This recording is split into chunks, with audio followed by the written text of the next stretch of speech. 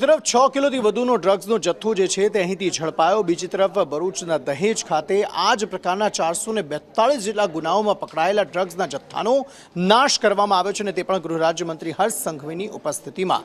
દહેજની બેલ કંપનીમાં આ જે ડ્રગ્સનો જથ્થો જે જપ્ત કરાયો હતો તેનો નાશ કરવામાં આવ્યો। કુલ અલગ અલગ 17 જિલ્લાઓ છે કે જેમાંથી 442 ગુનાઓમાં આ ડ્રગ્સ જપ્ત કરાયું હતું। ત્યારે હર્ષ સંઘવીએ કહ્યું છે કે સમાજને ખોખલો કરી રહેલા ડ્રગ્સ રૂપી દાનવનું દહન કરવામાં આવ્યું છે। મેન્ટર પ્રોજેક્ટ માનસ હેલ્પલાઇન વધુ સઘન બનાવશે। દહેજમાં એન્ટી નાર્કોટિક્સ ટાસ્ક ફોર્સનો પણ પ્રારંભ કરાવ્યો છે તેવું હર્ષ સંઘવીએ કહ્યું છે। વિજયાદશમીના પર્વ પર રાવણ રૂપી બુરાઈનું દહન કર્યું। એ જ રીતે આજે આપણે સૌની નજરોની સામે આપણે ડ્રગ્સ રૂપી આસુરી શક્તિનું દહન કરવામાં ખૂબ મોટી સફળતા પ્રાપ્ત કરી છે। 468 કેસોનો 8000 કિલોગ્રામથી વધારે 384 કરોડ રૂપિયાનું ડ્રગ્સ આજે ખાક કરવામાં આવ્યું છે।